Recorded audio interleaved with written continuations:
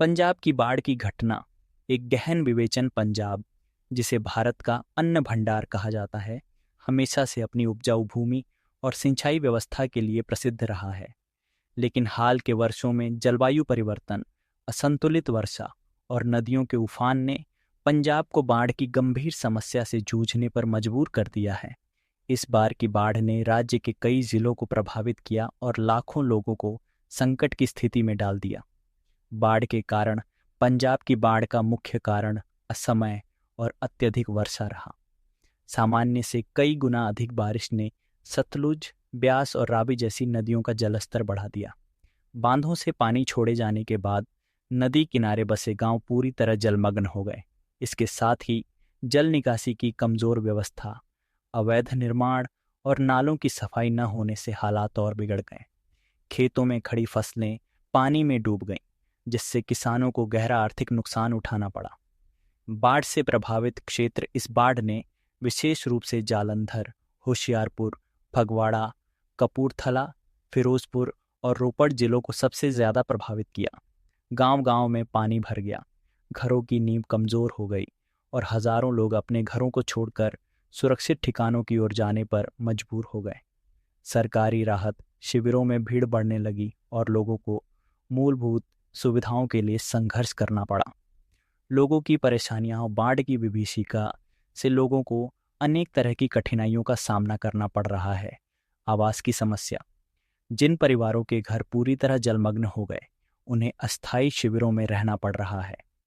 छोटे छोटे बच्चों और बुजुर्गों के लिए यह स्थिति बेहद कष्टकारी रही। खाद्य संकट, खेतों में खड़ी धान और मक्के की फसलें नष्ट हो गईं। अनाज और सब्जियों की भारी कमी हो गई, जिससे आम लोगों को महंगाई और भूख की समस्या झेलनी पड़ी।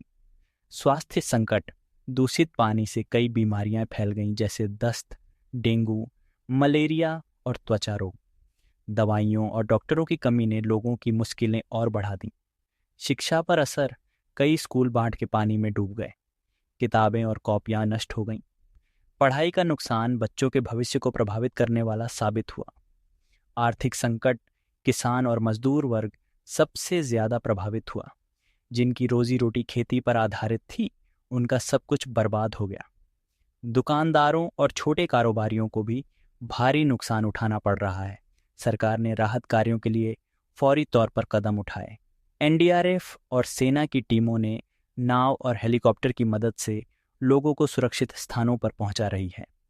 राहत शिविरों में भोजन, दवाइयाँ और पानी उपलब्ध कराया गया।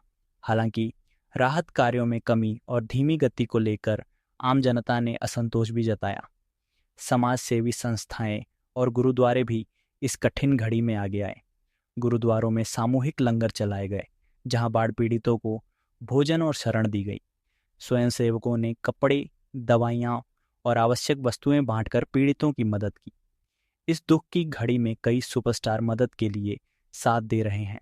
सुपरस्टार सोनू सूद, सुपरस्टार जसप्रीत, संजय दत्त और भी अन्य लोग हैं जो इस दुख की घड़ी में शामिल हो रहे हैं।